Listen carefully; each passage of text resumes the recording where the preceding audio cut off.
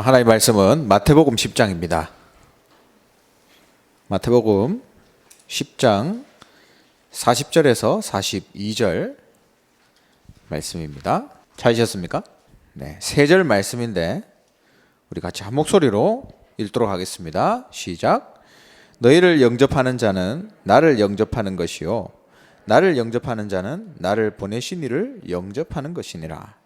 선지자의 이름으로 선지자를 영접하는 자는 선지자의 상을 받을 것이요 의인의 이름으로 의인을 영접하는 자는 의인의 상을 받을 것이요 또 누구든지 제자의 이름으로 이 작은 자 중 하나에게 냉수 한 그릇이라도 주는 자는 내가 진실로 너희에게 이르노니 그 사람이 결단코 상을 잃지 아니하리라 하시니라. 아멘. 네, 오늘은 칠판을 웬만하면 안 쓰겠습니다. 제목이 냉수 한 그릇입니다. 냉수 한 그릇. 마태복음 10장 40절에서 42절이죠.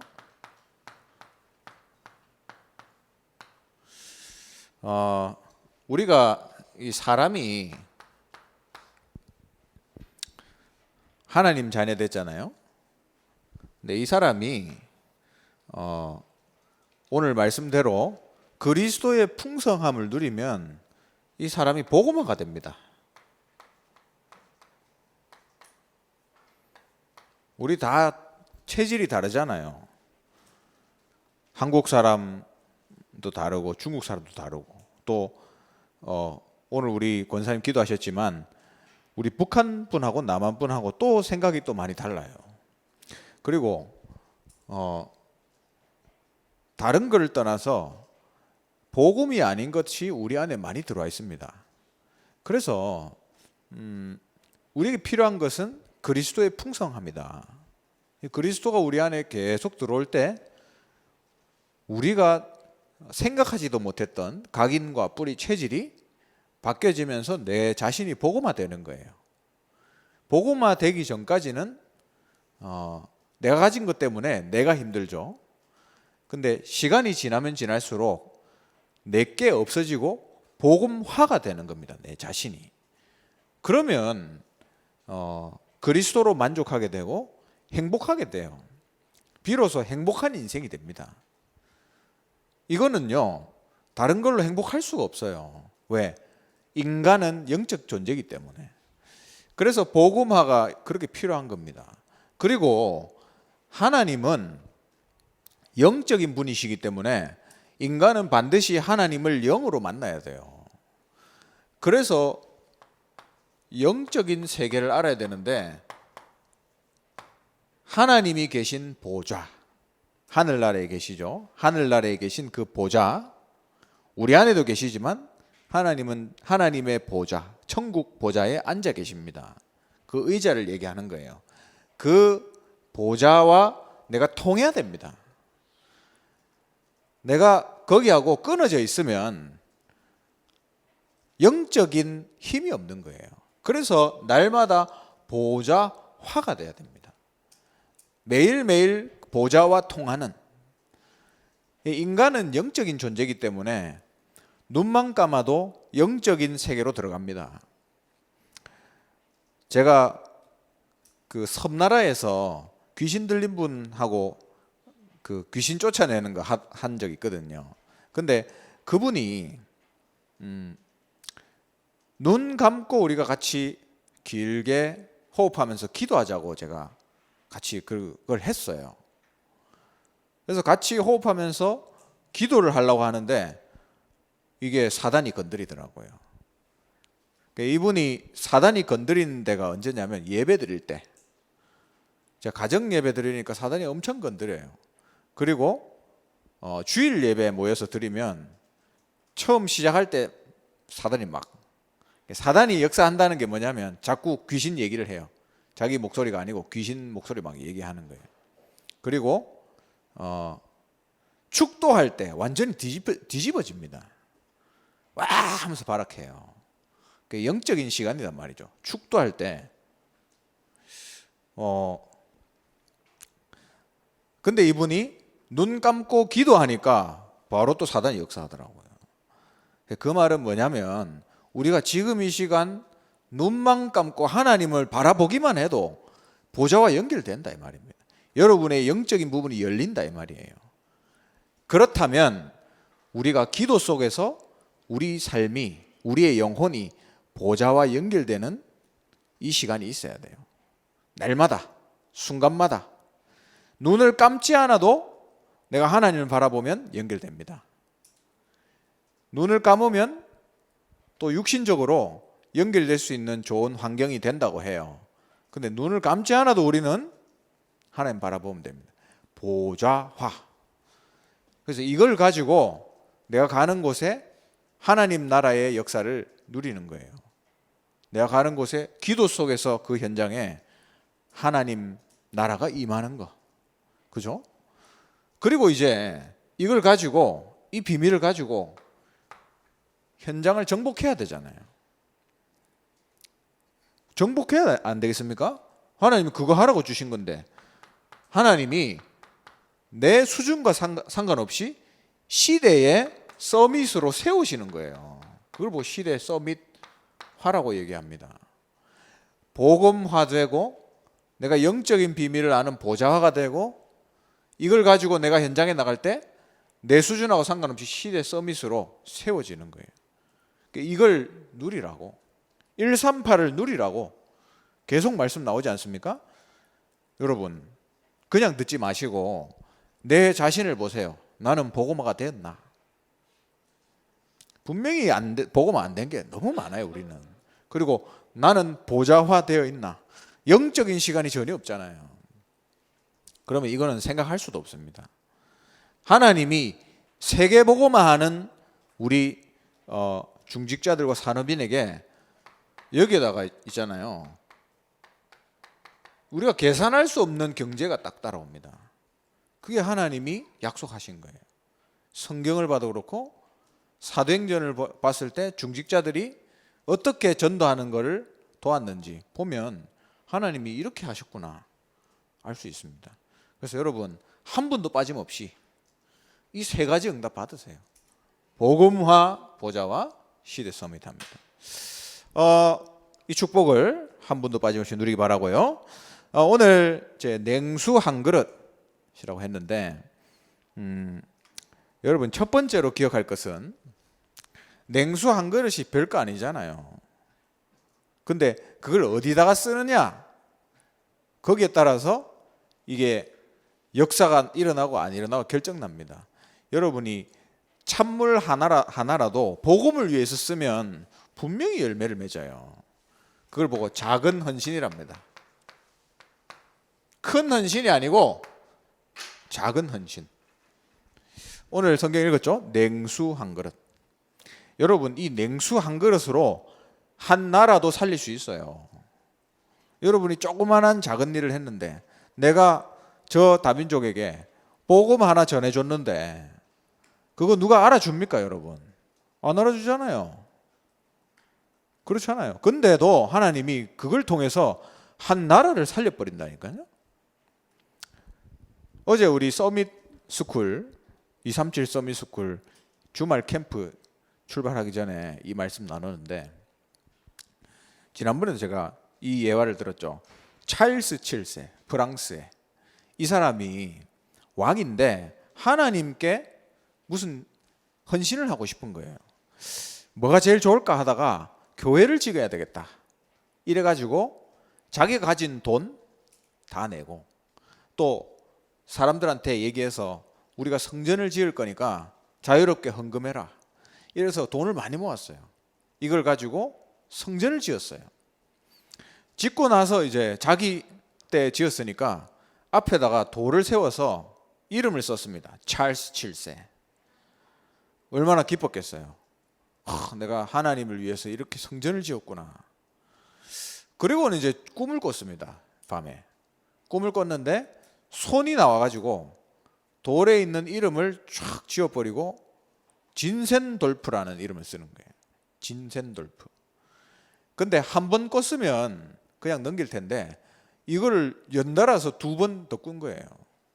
손이 샥 나와가지고 자기 이름을 지고 진센돌프를 쓰는 거죠. 그래서 도대체 진센돌프가 누구냐? 우리나라의 진센돌프란 이름 찾아봐라. 그래가지고 찾기 시작했는데 안 찾아져요. 요즘 같으면 컴퓨터로 때리면 나오는데 찾기가 어려운 거예요. 찾다가 드디어 찾았는데 누구냐면 그 성전 지은 곳 앞에 사는 골목에 있는 꼬마 아이 이름이 진센돌프예요. 그래가지고 왕이 찾아갔습니다. 물어봤죠. 야, 네가 이번에 이거 성전을 짓는데 혹시 헌금을 좀 했니? 물어보니까 애가 돈이 어디 있습니까? 헌금 안 했대요. 네가 한 게 아무것도 없어? 그러니까 아무것도 한 게 없대 자기는. 모르겠는데요. 그러다가 이 애가 이런 얘기를 하는 거예요. 제가 한 거는 없고 한 게 딱 한 게 있는데 그게 뭐냐면 성전 지었기 위해서 돌을 마차로 실어 나르잖아요. 그럼 그 말들이 끌어올 거 아닙니까? 이 마차를. 말들이 계속 하루 종일 왔다 갔다 하니까 말이 보니까 목이 마른 것 같아. 그래서 물 떠줬대요. 근데 그 말이 그 물 먹는 거를 계속 도왔다 이 말이죠. 누가 시키지 않았는데. 그 얘기를 들은 이 찰스 7세 황제가 너무 부끄러운 거예요. 그래, 나는 왕이고 돈도 많고 힘도 있고 내가 헌금하라 하면 밑에 있는 사람들 헌금도 하는데 이 아이는 진짜 자기가 할 수 있는 헌신을 했구나. 야, 저 돌 당장 치워라. 이름 바꿔라. 진센돌프로. 그래서 진짜로 진센돌프로 이름 바꿨대요. 그게 뭐죠? 작은 헌신. 여러분, 사람들이 보기에는 아무것도 아닌 것 같죠? 여러분이 237 세계복음을 위해서 조그만한 거 하는 거. 여러분, 그게 물 한 잔 정도밖에 안 되는 거라 하더라도 하나님 볼 때는 제일 귀하다 이 말이에요. 그걸 가지고 뭐 한다고요? 한 나라를 살리신다니까요, 하나님이. 마가복음 10장에 보면 10장 29절에서 30절에 그런 얘기가 나옵니다. 네가 복음을 위해서 너희 가족들을 버리면, 그리고 네가 가지고 있는 땅도 버리고 하면 100배나 다시 줄 것이다. 그렇게 말씀하고 있어요. 그리고 네가 그렇게 하면 핍박을 같이 받게 되고, 그런 말씀이 나옵니다. 그게 무슨 말일까요? 그럼 가족을 버리라 이 말입니까? 무슨 말이죠? 옛날에 우리나라의 장군들은 큰 전쟁을 나가면 질 것 같은 전쟁에 나갈 때는 가족들을 죽이고 나간답니다. 그 왜 그러냐면 마음이 약해지지 않기 위해서. 다시 돌아올 생각 없이 나가는 거예요. 그러면 가족들 다 죽이라 이 말입니까? 버려라는 말일까요? 그게 아니에요. 우리의 중심을 바꿔라 이 말입니다. 우리는 전부 내 중심으로 살잖아요. 조금 괜찮으면 우리 중심입니다. 가족 중심. 맞잖아요. 근데 하나님은 우리를 그렇게 안 불렀어요. 내 자녀만 내 자녀다 생각하면 이 메시지하고 안 맞는 거예요. 내 자녀도 내 자녀지만 우리 교회에 있는 렘넌트들 다 내 자녀다. 여러분 그렇게 언약 잡으셔야 됩니다. 우리 교회에 있는 교인들 내 가족이다. 맞잖아요. 그렇게 우리 생각을 바꿔야 돼요. 하나님 말씀대로 살아야죠. 여러분, 남하고 가족이 큰 차이가 있는데 그게 뭐냐면, 내가 저 사람 마음에 안 들고 저 사람 잘못된 사람이면 안 보면 끝입니다. 그게 남이에요. 근데 가족은 어떻죠? 저게 문제가 있어. 그러면 어쨌거나 계속 고쳐야 돼요. 계속 도와줘야 돼요. 그게 가족이잖아요. 맞죠? 하나님 자녀는 교회에서 안에서 가족입니다. 가족. 우리 다 지금 가족이에요. 그래서 저는 가족이라는 단어를 좋아하고 가족이라는 말 많이 씁니다. 제가 항상 얘기할 때 우리 가족들 이렇게 얘기하잖아요. 그 이유가 뭐냐면 그게 성경에 나와 있는 교회에 대한 하나님의 말씀이에요. 그래서 그렇게 우리의 중심을 바꿔라. 나 중심, 우리 중심, 내 가족 중심, 내 자녀 중심이 아니고 복음 중심, 교회 중심, 이렇게 바꿔라 이 말입니다. 여러분이 그런 조그만한 중심 하나 바꾸는데도 하나님이 여러분 통해서 우리 후대들, TCK들 키우시고 살리십니다. 이 축복을 여러분 누려야 돼요. 그래서 작은 헌신입니다. 누가 알아주든 안 알아주든. 누가 알아주면 좋잖아요. 솔직히 목사들은 앞에 서니까 보여요. 맞잖아요. 제가 메시지 하니까 또 제가 하는 사역들도 얘기합니다. 그러면 목사님 사역 귀하다 그렇게 생각할 수 있죠.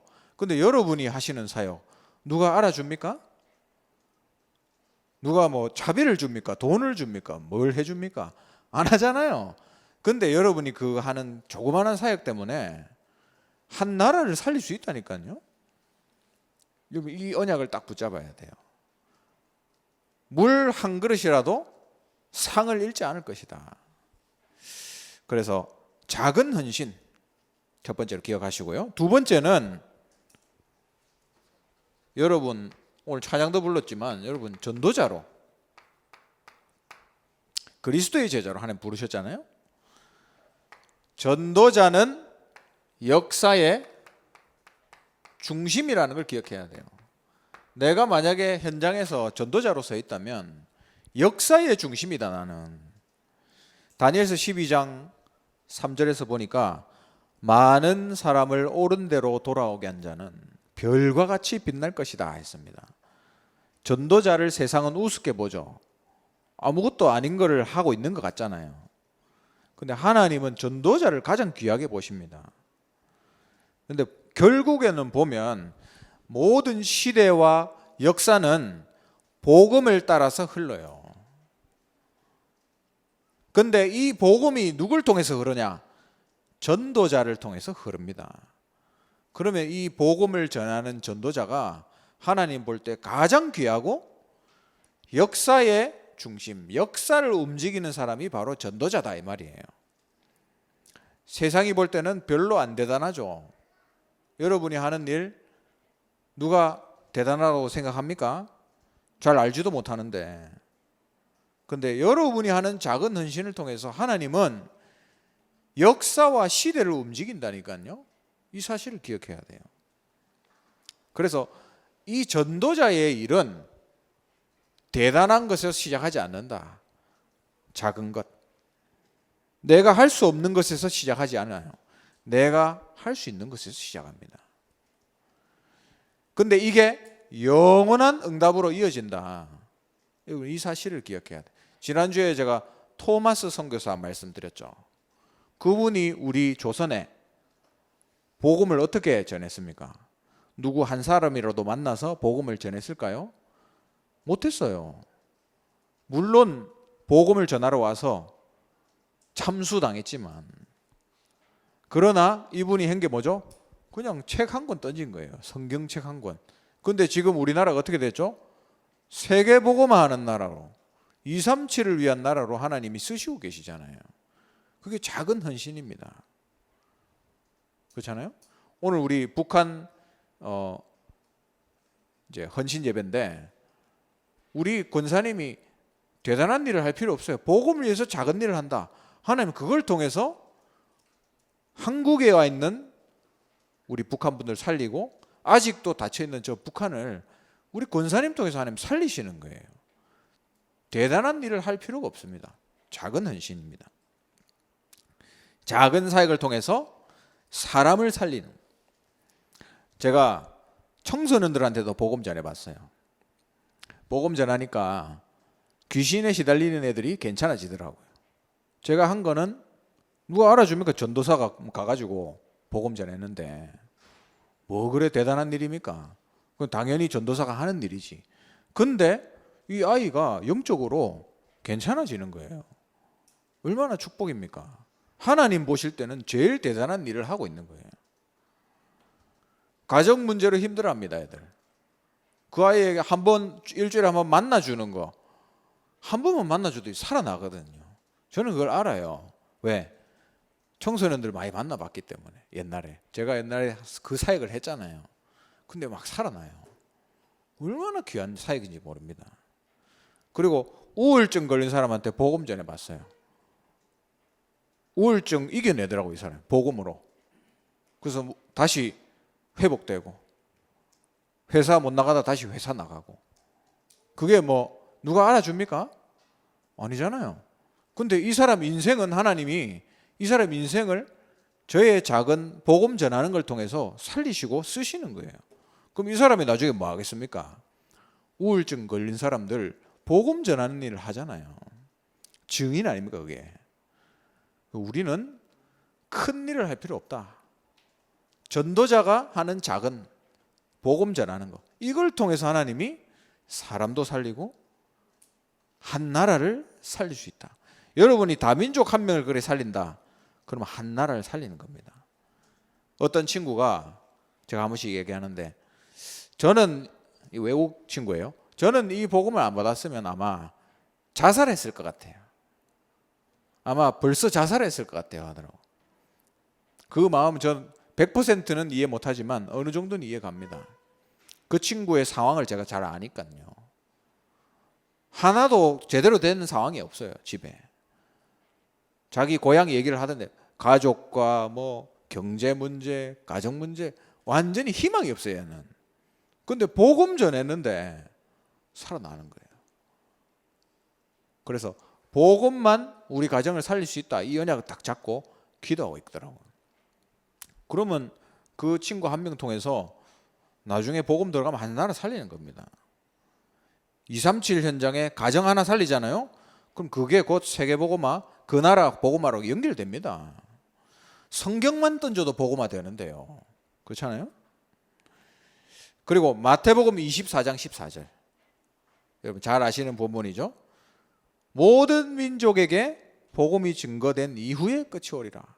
그러면 세상의 끝은 전도자의 발에 달렸다. 아직 복음이 증거되지 않았기 때문에, 끝이 않았으면 전도자의 발걸음 하나에 세상의 끝이 달려있다 이 말이에요.